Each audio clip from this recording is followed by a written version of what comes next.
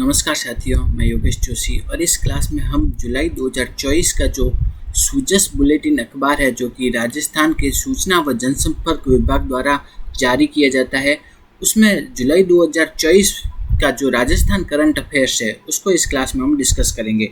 तो यह आपके आने वाली परीक्षाओं के लिए महत्वपूर्ण हो सकता है। तो सबसे पहले देखते हैं, श्री मोहनलाल लाठर बने राजस्थान के मुख्य सूचना आयुक्त। तो राजस्थान के नए मुख्य सूचना आयुक्त कौन बने हैं?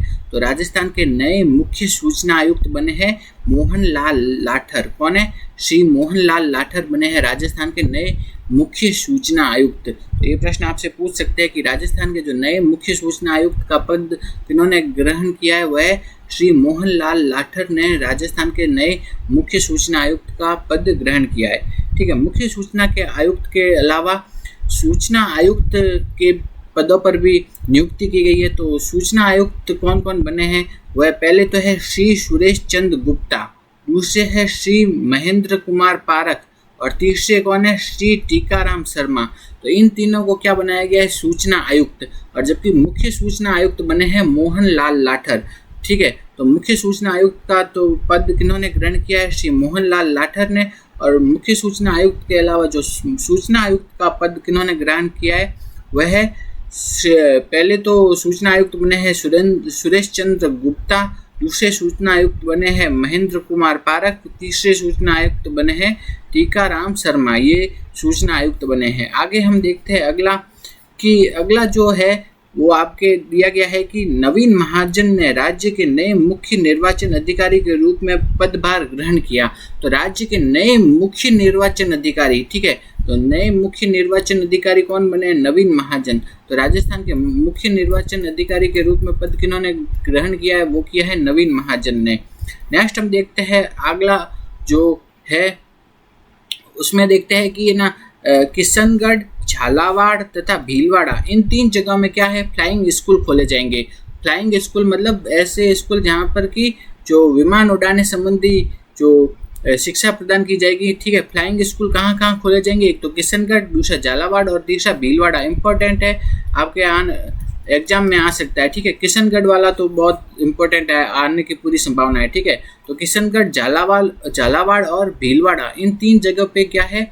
आपके फ्लाइंग स्कूल खोले जाएंगे।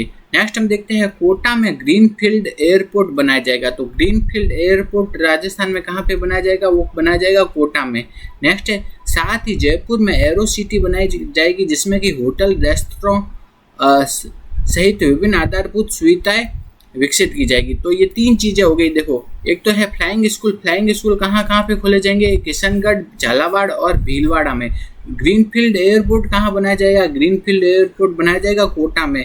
ठीक है, नेक्स्ट है कि एरो सिटी कहाँ बनाई जाएगी? एरो सिटी बनाई जाएगी जयपुर में। तो ये तीनों चीज़ें याद रखनी है। नेक्स्ट हम देखते हैं नीति आयोग है। नीति आयोग है उसके द्वारा पूरे देश में कब से 4 जुलाई से क्या है? संपूर्णता अभियान चालू किया गया है। तो नीति आयोग द्वारा क्या चालू किया गया है? संपूर्णता अभियान कब से? 4 जुलाई से चालू किया गया है। और ये कब तक चलेगा? ये चलेगा 30 सितंबर तक चलेगा। ठीक है, तो 4 जुलाई से 30 सितंबर तक पूरे देश में क्या चलेगा? संपूर्णता अभियान। ठीक है, और ये चालू किसने किया है? नीति आयोग ने। 4 जुलाई से 30 सितंबर तक देश में संपूर्णता अभियान चलेगा और ये चालू किया है नीति आयोग ने। ठीक है, इस अभियान के यह अभियान क्या है? आकांक्षी जिला कार्यक्रम यानी ADP, आकांक्षी जिला कार्यक्रम में चयनित देश के 112 जिलों में और आकांक्षी ब्लॉक कार्यक्रम ABP में चयनित 329 जिलों के 500 ब्लॉक में संचालित किया जा रहा है। तो है ना, संपूर्णता अभियान है ना कि कहाँ कहाँ संचालित किया जा रहा है? तो संपूर्णता अभियान है पूरे देश के है ना 112 जिले हैं। 112 जिलों को किस में सम्मिलित किया गया है? आकांक्षी जिला कार्यक्रम में सम्मिलित किया है। ठीक है, और पूरे देश के 500 ब्लॉक हैं उनको किस में सम्मिलित किया गया है? आकांक्षी ब्लॉक कार्यक्रम में सम्मिलित किया है। तो पूरे देश के 112 जिलों में और 500 ब्लॉक में ये क्या है? संपूर्णता कार्यक्रम चलाया जाएगा। तो ये याद रखना है थोड़ा। अपन को मेन क्या याद रखना है कि राजस्थान के कितने 5 जिले और 27 ब्लॉक में ये चलेगा। तो राजस्थान के कितने जिले? 5 जिले और 27 ब्लॉक में चलेगा संपूर्णता कार्यक्रम। ठीक है, संपूर्णता अभियान चलेगा कितने जिलों में? 5 जिलों में और 27 ब्लॉक में चलेगा। तो राजस्थान के कौन कौन से 5 जिले हैं जहाँ पे कि संपूर्णता अभियान चलेगा? तो राजस्थान के 5 जिले कौन से हैं? बारां, धौलपुर, जैसलमेर, करौली और सिरोही। कौन कौन से? बारां, धौलपुर, जैसलमेर, करौली और सिरोही। इन 5 जिलों में संपूर्णता अभियान चलेगा राजस्थान के। और कितने? 27 ब्लॉकों में भी ये संपूर्णता अभियान चलेगा। तो ये आपसे पूछ सकते हैं कि राजस्थान के कितने जिले और कितने ब्लॉकों में संपूर्णता अभियान चलेगा? तो 5 जिले और 27 ब्लॉक में चलेगा। और 5 जिले कौन कौन से हैं? बारां, धौलपुर, जैसलमेर, करौली और सिरोही। इन 5 जिलों में संपूर्णता अभियान चलेगा। नेक्स्ट है फिर अभी बजट का जो परिवर्तित रूप लागू हुआ है, ठीक है, तो उसमें क्या क्या घोषणाएं की गई है वो देखते हैं। साधु वाली जो कहाँ है? श्रीगंगानगर में। वहाँ पे क्या खोली जाएगी? गाजर मंडी। ठीक है, साधु वाली श्रीगंगानगर में गाजर मंडी खोली जाएगी। जैसलमेर में क्या खोली जाएगी? जीरा मंडी।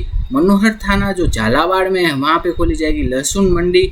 भूसावर जो कि भरतपुर में है वहाँ फूड पार्क खोला जाएगा और भरतपुर में फूड प्रोसेसिंग पार्क खोला जाएगा।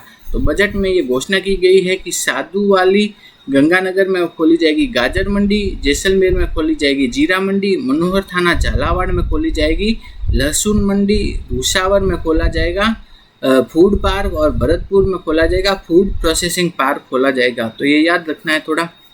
नेक्स्ट हम देखते हैं, एक योजना चालू की है बजट में कि गोवर्धन जैविक उर्वरक योजना। क्या है? गोवर्धन जैविक उर्वरक योजना। तो गोवर्धन जैविक उर्वरक योजना है, उसमें क्या है? गोवंश से जैविक खाद उत्पादन के लिए किसानों को गोवर्धन जैविक योजना के तहत कितने 10,000 रुपये की राशि प्रदान की जाएगी। तो ये गोवर्धन जैविक उर्वरक योजना में क्या है कि गोवंश यानी गायों से जैविक खाद को बनाने के लिए किसानों को सहायता राशि दी जाएगी 10,000 रुपये की। यही है गोवर्धन जैविक खाद योजना। नेक्स्ट हम देखते हैं, बजट में एक घोषणा की गई है कि प्रत्येक जिले में पीएम सूर्य घर योजना के तहत आदर्श सौर ग्राम बनाया जाएगा। प्रत्येक जिला है वहाँ पे है ना पीएम सूर्य घर योजना चल रही है, उसके तहत क्या बनाया जाएगा? आदर्श सौर ग्राम। और इन आदर्श सौर ग्रामों में क्या है? 2 मेगावाट की क्षमता तक के सोलर पावर प्लांट की स्थापना की जाएगी और उसके लिए 40% तक का अनुदान दिया जाएगा। ठीक है, तो ये घोषणा की है बजट में कि प्रत्येक जिले में क्या है? पीएम सूर्य घर योजना के तहत क्या बनाया जाएगा? आदर्श सौर ग्राम। प्रत्येक जिले में बनेगा आदर्श सौर ग्राम बनेगा और उसमें 2 मेगावाट की सोलर पावर प्लांट लगाने के लिए 40% तक का क्या दिया जाएगा? अनुदान दिया जाएगा। तो प्रत्येक जिले में क्या है? क्या खोला जाएगा? आदर्श सौर ग्राम। और उस आदर्श सौर ग्राम में क्या है? 2 मेगावाट की क्षमता का जो सोलर पावर प्लांट लगाने के लिए क्या दिया जाएगा? 40% तक का अनुदान दिया जाएगा। तो नेक्स्ट हम देखते हैं अपना अगला, जो बजट में ये कहा गया है कि मुख्यमंत्री मंगला पशु बीमा योजना। इंपॉर्टेंट है, ये पूछ सकते हैं। मुख्यमंत्री मंगला पशु बीमा योजना, इसके तहत क्या है? 21 लाख पशुओं का बीमा किया जाएगा। कितने? 21 लाख पशुओं का बीमा किया जाएगा। और इसमें क्या है? 5 लाख क्या है? गाय, 5 लाख भैंस, 5 लाख भेड़, 5 लाख बकरी और 1 लाख ऊँटों, इतना इनका बीमा किया जाएगा। ठीक है, तो ये इम्पोर्टेंट है, पूछ सकते हैं कि मुख्यमंत्री मंगला पशु बीमा योजना में क्या है? कितने? 21 लाख पशुओं का बीमा किया जाएगा और इसमें लागत आएगी 400 करोड़ की, जिसमें कि 5 लाख गाय का, 5 लाख भैंस का, 5 लाख भेड़, 5 लाख बकरी और 1 लाख ऊँटों का बीमा किया जाएगा।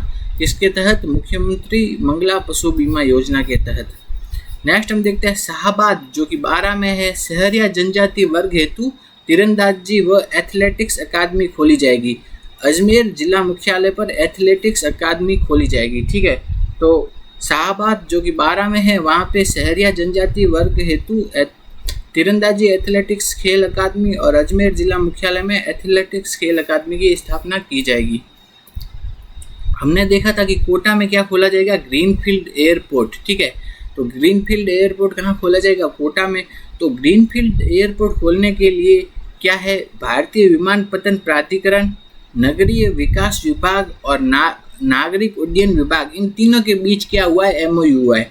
तो ग्रीनफील्ड एयरपोर्ट कहाँ खोला जाएगा? कोटा में। और उस ग्रीनफील्ड एयरपोर्ट को खोलने के लिए 3 के बीच MOU हुआ है। वो 3 कौन कौन से है विभाग? एक है भारतीय विमानपत्तन प्राधिकरण, दूसरा है नगरीय विकास विभाग और तीसरा है नागरिक उड्डयन विभाग। इन तीनों के बीच में क्या हुआ है? MOU हुआ है। नेक्स्ट हम देखते हैं नेक्स्ट हम जो आपके सूचस बुलेटिन में जो दिया गया है, भीलवाड़ा जिले के मांडल ब्लॉक में कौन से भीलवाड़ा जिला है उसका कौन सा ब्लॉक है, मांडल ब्लॉक। ठीक है, तो भीलवाड़ा जिला का मांडल ब्लॉक ऐसा पहला ब्लॉक बन गया है, मांडल राज्य का ऐसा पहला ब्लॉक बन गया है जहां जल जीवन मिशन के तहत 100% घरों में नल कनेक्शन के माध्यम से स्वच्छ पेयजल उपलब्ध कराया जा रहा है। तो मांडल जो कि भीलवाड़ा में है वो ऐसा पहला ब्लॉक बन गया है जहाँ की जल जीवन मिशन के तहत क्या है, उसके सारे के सारे घरों में 100% घरों में क्या है, नल कनेक्शन उपलब्ध करा दिया गया है और वहाँ से स्वच्छ पेयजल उपलब्ध कराया जा रहा है। तो भीलवाड़ा का जो मांडल ब्लॉक है वो ऐसा पहला ब्लॉक बन गया है जहाँ पे कि जल जीवन मिशन के तहत 100% घरों में नल का कनेक्शन उपलब्ध करवा दिया गया है।